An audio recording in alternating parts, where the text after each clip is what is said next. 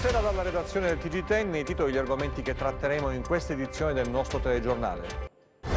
Il sindaco di Cosenza, dopo aver ricevuto la lettera di Berlusconi, ha deciso di farsi da parte. Il fratello Roberto dice: il veto sul mio fratello, profonda ferita. Intanto Callipo fa fuori Greco, De Gaetano e Censore. Dopo l'ondata di maltempo che ha colpito la Calabria nei giorni scorsi, si fa la conta dei danni. Il Tirreno cosentino è il più colpito. In molte cittadine rivierasche il lungomare risulta fortemente danneggiato. L'ospedale di Locri sempre meno adeguato a rispondere alle istanze dei cittadini. La notte di Natale è stata da incubo nel pronto soccorso. Un medico di turno ha avvertito un malore. Si sono svolti questa mattina a Roma i funerali di Dario Antoniozzi, ex parlamentare e più volte ministro. Si è spento a 96 anni. Nel giorno di festa, due calabresi di Serie B incassano 3 punti, rispettivamente con l'Empoli e Frosinone. I silani incamerano la seconda vittoria consecutiva.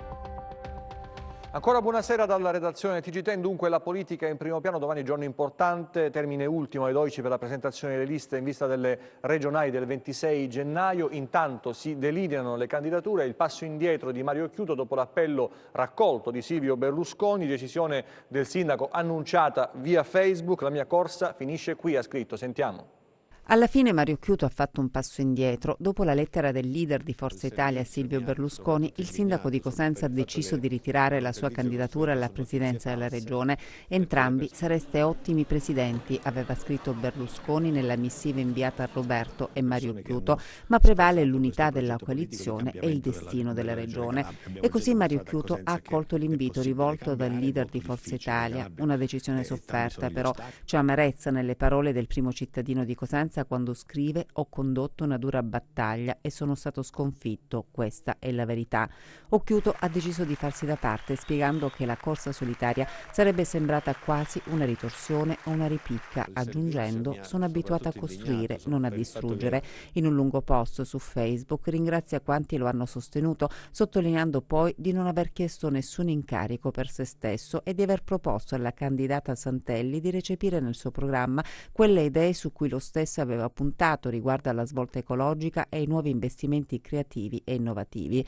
Anche Roberto Occhiuto affida a Facebook le sue considerazioni dopo l'invito di Berlusconi a rimanere in Forza Italia e a sostenere la Santelli. Roberto Occhiuto però non nasconde la sua delusione. Anche lui ringrazia Berlusconi per l'affetto e la vicinanza, ma quanto accaduto, scrive, rappresenta una profonda ferita che non potrà essere lenita da incarichi o ruoli di qualunque genere. Duro poi il commento del vicepresidente dei deputati di Forza Italia quando sottolinea che il suo partito è stato costretto a subire i diktat della Lega. Un alleato, aggiunge, che non conosce il territorio e impone le sue decisioni sfruttando vicende ed equilibri che con la nostra realtà c'entrano poco o nulla. Per Roberto Occhiuto la dinamica che ha portato alla scelta del candidato alla presidenza è ingiusta e molto triste. Oggi abbiamo perso, conclude, ma si può tornare a vincere soltanto se si ha l'umiltà e il coraggio di accettare la sconfitta in attesa della prossima vittoria. E ancora per la politica, domani alle 12 dicevamo il termine ultimo per la presentazione delle liste in vista delle regionali del 26 gennaio, ci sono veti sulle candidature del centro-sinistra, sono state ufficializzate intanto le liste di Carlo Tanzi e del Movimento 5 Stelle. Mancano meno di 24 ore alla presentazione delle liste, ma nel centro-sinistra i giochi sembrano ancora aperti, incertezza sul numero delle liste che sosterranno Pippo Callipo. Il candidato governatore è rigido sui nomi gli ultimi giorni, caratterizzati da riunioni e veti. Non sarà candidato Orlandino Greco, che sui social scrive: io che non sono neanche stato rinviato a giudizio perché dovrei pagare. Sono amareggiato, continua, perché chi mi conosce sa quanto la politica dia senso alla mia vita. La verità, dice, è che sono scomodo. Non saranno in lizza per il 26 gennaio Francesco D'Agostino e Antonino De Gaetano. Veto anche su Bruno Censore. Callipo è stato perentorio. Sono ore di intenso lavoro e mediazione per chiudere il cerchio sulle candidature. Ufficialmente in campo invece Carlo Tanzi, che ha già presentato le liste, nessun inciucio, nessun nessun apparentamento, dice l'ex direttore regionale della Protezione Civile, con partiti e movimenti restiamo liberi dalla casta. Già in campagna elettorale anche il Movimento 5 Stelle, che stamattina ha presentato a Catanzaro il candidato presidente Francesco Aiello e la lista dei candidati al Consiglio regionale. L'obiettivo è quello, dice, di spersonalizzare la campagna elettorale, cercando di mettere in evidenza quelle che sono le questioni chiavi del sottosviluppo della regione. Se questo è il quadro lo scopriremo domani alle 12, ora in cui scadrà il termine per la presentazione delle liste. Voltiamo pagina, parliamo di maltempo che si fa la conta dei danni in Calabria dopo l'ondata dei giorni scorsi, ad essere colpiti soprattutto i paesi del Tirreno Cosentino, lungomare distrutto in molti centri. Il maltempo dei giorni scorsi ha lasciato profonde ferite sul territorio. Le mareggiate hanno devastato molti centri della costa tirrenica cosentina, San Lucido, Fuscaldo, Acquapesa, alcune delle zone che hanno subito i danni maggiori. Case a rischio, strutture pubbliche distrutte dalla forza del mare. Le immagini sono impressionanti e questo è il risultato dell'erosione costiera che da anni interessa il litorale. Ma cosa è stato fatto per fronteggiare questa emergenza? Poco o nulla, denunciano gli amministratori dei centri maggiormente colpiti, che adesso si scagliano contro la regione. Troppi ritardi nei lavori di difesa del litorale tirrenico e questo purtroppo oggi è il risultato. I comuni denunciano che da anni aspettano risorse economiche e soluzioni da parte della regione, che già nel 2018, dopo la mareggiata che nel marzo di quell'anno colpì la costa, aveva promesso finanziamenti per risistemare le opere di difesa costiera gravemente danneggiate da quell'evento straordinario, ma quei soldi promessi non sono mai arrivati. Gli amministratori locali adesso si sentono abbandonati e da soli non possono fronteggiare un'emergenza diventata ormai insostenibile. C'è bisogno di soldi e interventi urgenti per difendere le nostre coste e bisogna fare in fretta, già perché le mareggiate non aspettano la burocrazia.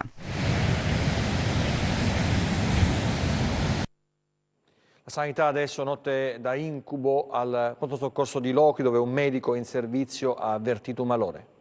Caos infernale all'ospedale di Locri la notte di Natale tra pazienti, utenti in attesa, tensione alle stelle e medico che per lo stress pazzesco da sanitario che cura gli altri ha dovuto fare ricorso alle cure della struttura. Di tutto e di più e francamente il livello di tolleranza è stato abbondantemente superato. Qui si è al tracollo e all'ospedale cominciava la storia, in particolare al pronto soccorso. Triage chiuso e personale ridotto all'osso. La speranza che nessuno avesse bisogno della serie di Natale meglio non ammalarsi. Speranza delusa. Cittadini hanno dovuto ricorrere alle cure dei medici e sono andati in Contrada Verga, la zona collinare di Locri, dove sorge il nosocomio. Una presenza che ha mandato in tilt il personale che ha dovuto gestire una situazione oggettivamente ingestibile. A dimostrazione ecco quanto: una donna ha atteso 12 ore prima di essere trasferita a Polistena per fare una TAC. Il motivo? La TAC vecchia è stata dismessa e la nuova non è entrata ancora in funzione. In tutto questo parapiglia, un medico mandato dal 118 in aiuto ai colleghi del pronto soccorso, dopo ore massacranti di lavoro, ha avuto un malore serio e ha dovuto essere assistito. Il caos è stato denunciato dal sindaco di Locri Giovanni Calabrese sui social e la protesta è montata. Indignazione e rabbia nei commenti pubblici e nelle riflessioni riservate. Ma ormai si sa, tutta l'ira possibile non basta. Le soluzioni appaiono lontane, decisamente lontane. I funerali oggi a Roma dell'ex ministro e più volte deputato Dario Antoniozzi. Aveva 96 anni, in Calabria si era formato e per la Calabria ha lavorato nel lungo impegno politico. Le scuole frequentate a Cosenza, le elementari in via Milelli, in quell'inizio di secolo nella città che Dario Antoniozzi, 7 volte deputato, 5 volte ministro, 14 sottosegretario e parlamentare europeo, ha portato sempre nella mente e nel cuore. L'uomo politico si è spento la sera di Natale all'età di 96 anni. Una grande storia politica ricca di successi, di idee e di progetti. Una storia fatta di avanguardie, battaglie, lealtà verso la Calabria. Lui, cittadino del mondo, non ha mai dimenticato la terra natia, verso la quale ha sempre prestato attenzione e profuso grande impegno. A giusta ragione, ritenuto tra i protagonisti più alti e nobili della politica nazionale. Senza cultura non può esserci sviluppo, il suo motto, una visione della politica concreta. Si devono a uomini come Antoniozzi opere come l'autostrada Salerno-Reggio Calabria, l'Università della Calabria, la ferrovia Cosenza Paola, infrastrutture che hanno cambiato il volto della regione. Una passione che era fervore, trasmesso e difficile da dimenticare, dice oggi in un tweet il vicepresidente del Partito Popolare Europeo Antonio Tajani, partito che Antoniozzi aveva fondato. La pienezza di una vita in cui il coraggio ha la sicumera della coerenza, di punti fermi, fari dell'esistenza come la moglie Ada, incontrata da adolescente, il matrimonio dopo 11 anni di fidanzamento e il trasporto per la politica, il suo sguardo sulla Calabria, sull'Italia, sull'Europa, la mente lucida, lo studio che gli permetteva di guardare avanti, lontano. Adesso l'ultimo viaggio, il saluto della famiglia a Roma, la cerimonia funebre celebrata questa mattina alle ore 11 presso la Basilica di Sant'Eugenio in Viale delle Belle Arti e domani riceverà l'ultimo abbraccio dei suoi concittadini alle ore 11 presso la chiesa di San Nicola di Cosenza. Ci saranno i figli della città che ha amato profondamente e per la quale ha profuso energie ed entusiasmi. Con Dario Antoniozzi scompare una pietra miliare della politica nazionale. Ai familiari giunga un messaggio di cordoglio dal nostro gruppo editoriale. Inaugurato a Casali il murales dedicato al cantante cosentino e calabrese Mario Gualtieri. Che le persone che ti hanno amato, che dentro il cuore le sei restato. C'è Max, c'è Nadia, c'è Maruzziello, parenti amici, ma che bello! Su tutto il luogo per ti onorare. E ancora, presto che ti mi fare. A Casali un murales per ricordare Mario Gualtieri, il cantante cosentino prematuramente scomparso il 27 aprile 2018. Sulla facciata esterna del Palazzetto dello Sport campeggerà da oggi in poi il volto del celebre menestrello nostrano con alle spalle la sua amata città. Mario Gualtieri rivive dunque nel cuore dei suoi concittadini che lo hanno amato e che cantano quotidianamente le canzoni popolari da lui scritte e musicate. Un nivo nella nebbia recita l'opera realizzata da un giovane artista cosentino, Matteo Zenardi, grazie al contributo dell'imprenditore Federico Morabito, che ha finanziato il murales fortemente voluto dal figlio dell'artista Maximiliano e da tutta la famiglia Gualtieri. Giornata storica per me, un sogno inseguito e raggiunto. La spinta sono state le persone, la gente che amava papà, i fans che amavano, non me lo chiedevano però lo lasciavano intendere.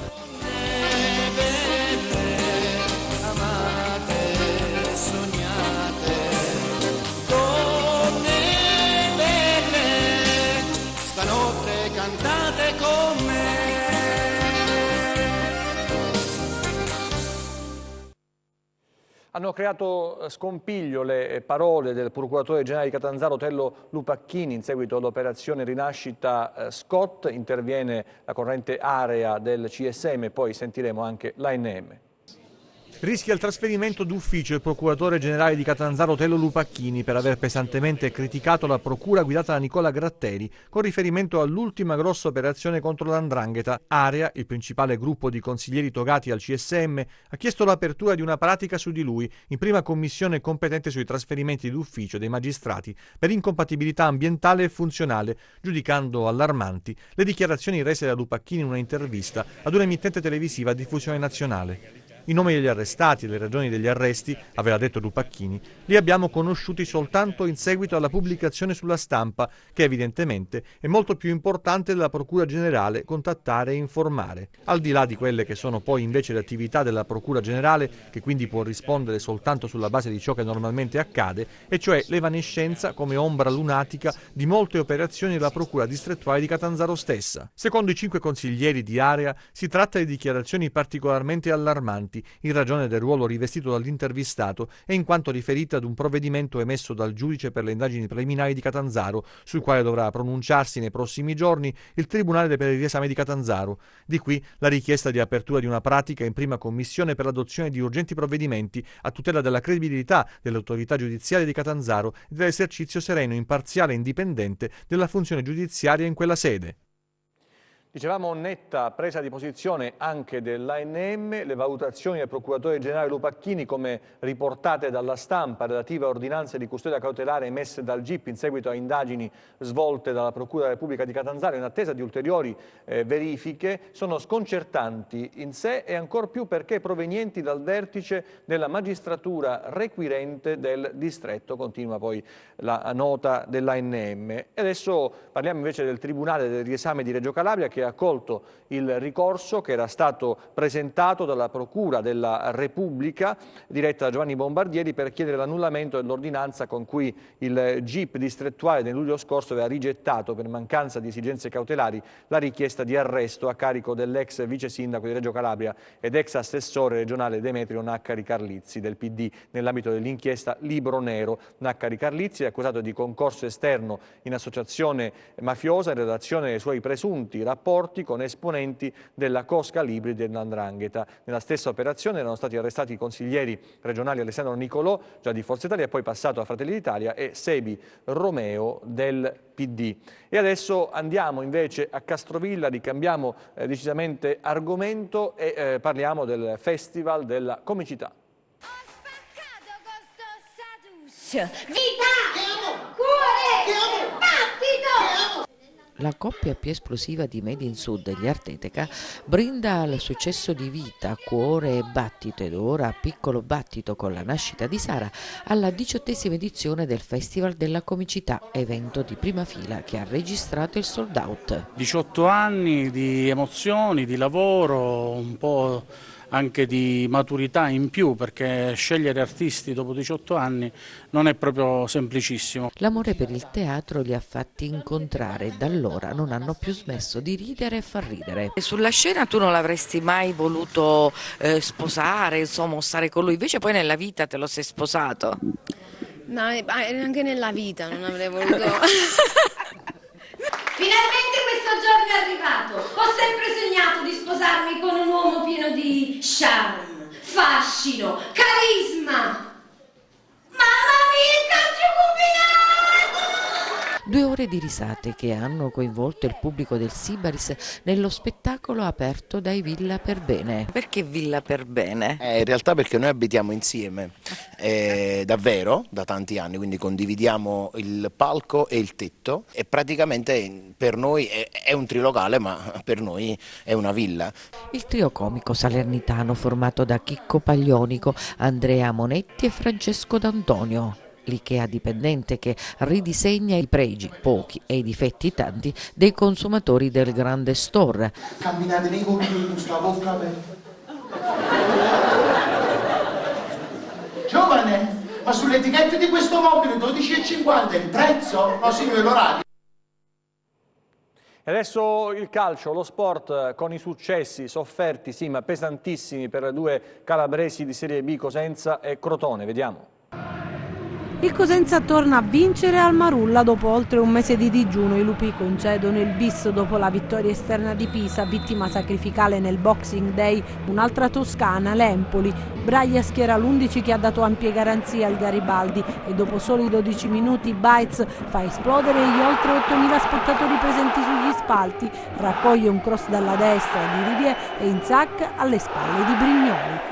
La squadra di Muzzi è viva e dà filo da torcere ai padroni di casa, provando in più occasioni a ristabilire la parità, ma il tiro dalla distanza di Fantacci finisce fuori di un soffio. La gara scivola via senza troppi sussulti fino alla ripresa, quando i lupi provano ancora a pungere e a spingere sull'acceleratore alla ricerca del raddoppio, rischiando grosso, quando nonostante la superiorità numerica per l'espulsione di Laribbi a metà secondo tempo, Ricci dalla distanza colpisce l'incrocio dei pali, poi la palla varca la linea di porta e rimbalza all'esterno, beffando così la terna arbitrale che nonostante le proteste dei toscani non convalida il gol fantasma. il pubblico tira un sospiro di sollievo e poco dopo strozza l'urlo in gola quando Brignoli si oppone così alla conclusione dalla distanza di Pierini. Botta e risposta dell'Empoli, Mancuso ci prova di testa e Perina salva porta e il risultato e poco dopo è ancora Pierini a sprecare da pochi passi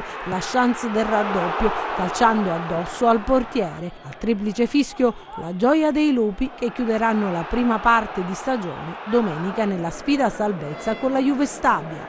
Noi abbiamo fatto la partita che dovevamo fare, i ragazzi sono stati bravi.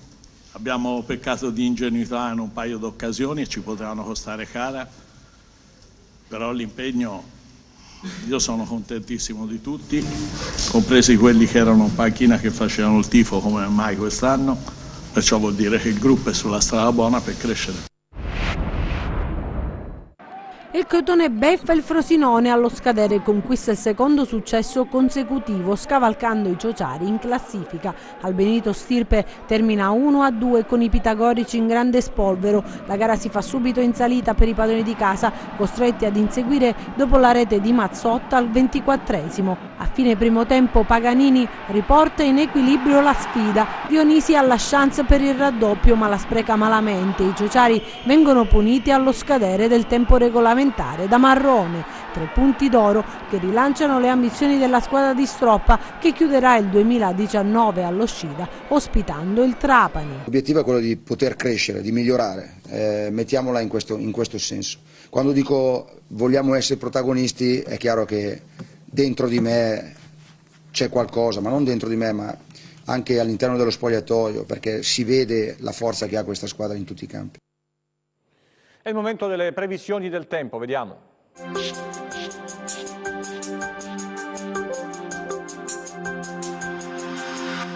Come anticipato nelle puntate precedenti, la Calabria attualmente si trova ai margini di un vasto anticiclone che sta interessando l'Europa centro-occidentale. Nei prossimi giorni l'arrivo di correnti più fredde provenienti dall'area balcanica, in disceso lungo il bordo orientale dell'alta pressione, causeranno un brusco calo della colonia di mercurio che inizierà ad avvertirsi maggiormente dalla seconda parte della giornata di sabato per raggiungere il suo apice poi nella giornata di domenica.